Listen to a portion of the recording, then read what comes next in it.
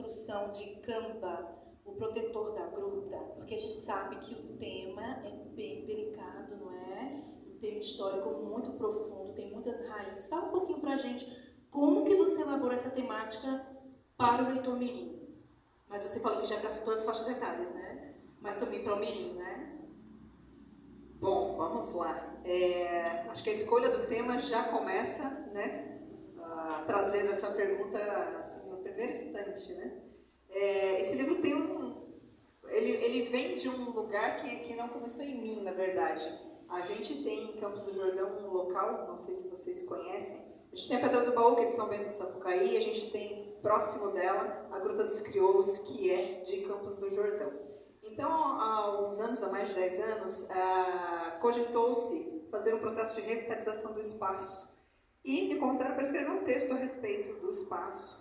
E esse texto acabou virando um livro com toda uma intenção pedagógica, com toda uma parceria de identidade visual do livro e tudo mais.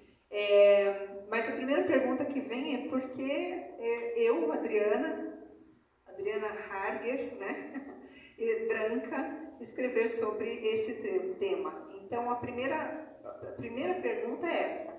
E a resposta é porque todos nós temos alguma origem nesse lugar ancestral, né, e que a gente precisa cuidar dele também. Então, na minha quarta geração, a gente tem aí tanto o negro escravizado quanto o índio. Então, eu acho que me sinto no direito, no pertencimento a esse lugar também de fala. Em segundo lugar, porque acho que a gente precisa falar do nosso local, né, de nascimento, do nosso local de história. E como eu venho dessa linha de trabalho de pesquisa e também de literatura, eu precisava falar em algum momento sobre isso, né? Falar de um lugar que eu visitava quando criança, um lugar que tem referências amplas, né, tanto da parte de turismo, quanto da parte também religiosa, de sincretismo religioso, quanto de tradições mesmo, de infância, né? Para onde você vai no domingo passear e tudo mais. Então, quer dizer, eram vários os elementos que participavam dessa conversa. E aí eu decidi já com essa, uma pitadinha de pesquisadora naquele momento, e buscar elementos que me respaldassem em termos do que eu ia falar, porque a gruta entende-se como um quilombo, né? E aí eu fui buscar argumentos para isso. Então, a primeira luta é você encontrar argumentos. Então, todo o processo de pesquisa, de elementos que te baseiem de alguma forma. Segundo, eu nunca tinha escrito literatura infantil propriamente, assim, não nesse âmbito, né, de uma produção mais arrojada. Eu escrevia para os meus filhos, dentro de casa, era diferente.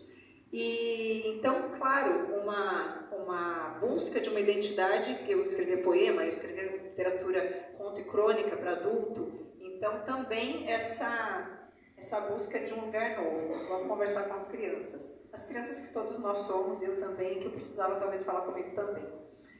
E depois o processo todo de produção do material. Então, a gente tem em Campos uma artista plástica que se chama Mônica Belda e que é maravilhosa assim, em termos de produção. Ela trabalha com papel machê, com diários visuais, etc. E eu a convidei para criar esse livro comigo. Então, foi mais um capítulo aí de debates, né? De eu criar um material e levar para ela criar uma imagem e trazer para mim, e a gente chegar num acordo entre o que uma pensava sobre o material e a outra pensava sobre o material, e a gente chegar num lugar comum que fosse favorável e que tivesse um resultado bom.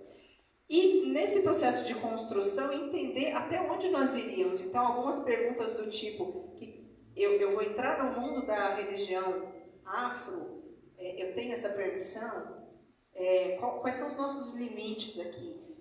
Quanto eu posso mergulhar nesse tema ou não? Então, essas discussões foram muito profundas, minha com a Mônica.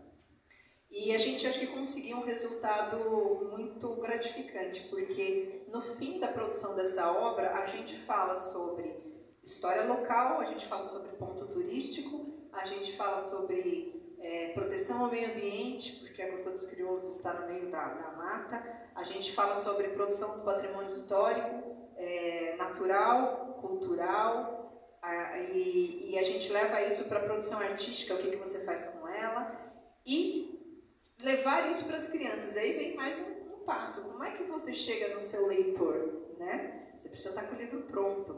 E aí foram 10 anos até a publicação do Canva, e aqui eu quero agradecer a Prefeitura de Campos do Jordão, aqui na pessoa do meu caro amigo Benício Otoniolo, pela oportunidade que nós tivemos financeira de ser respaldado por um edital e poder produzir um livro que nós sabemos muito bem que custa, né?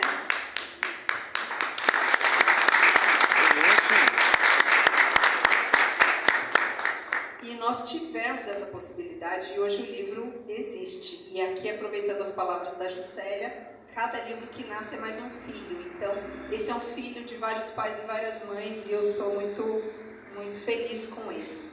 E esse livro, a gente segue com ele buscando levar esses elementos para as crianças, leitores, e levar essas dificuldades do tema para as crianças e ouvi-las. E sentir nelas que elas acolhem ou se sentem desconfortáveis e que trazem esse acolhimento, esse desconforto para conversar com a gente. E a gente poder chegar num resultado que seja de crescimento como ser humano, de crescimento como cidadão.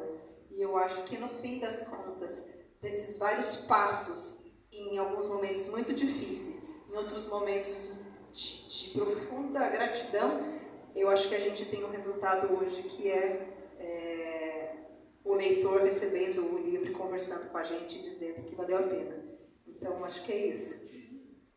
Muito bom, maravilha, né? Então, você tem esse trabalho de interlocução junto com as crianças, né? Tem levado essa obra e suscitado essa pertença, essa discussão e esse florescimento de pertencimento, né? Porque é a história, né?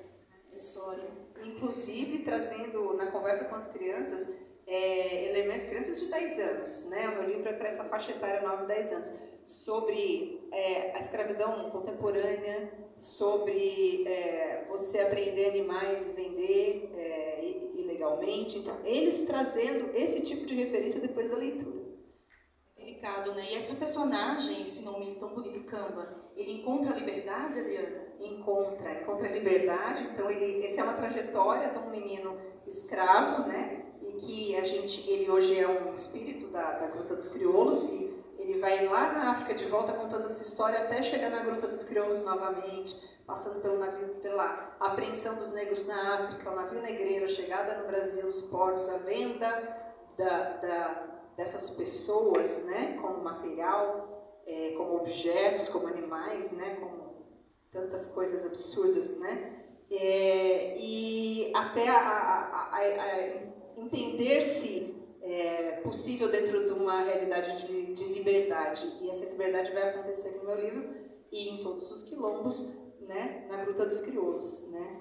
Então, poder compartilhar isso e trazer isso tudo para essa fala das crianças foi muito, muito bom. Lindo. Obrigada, Adriana.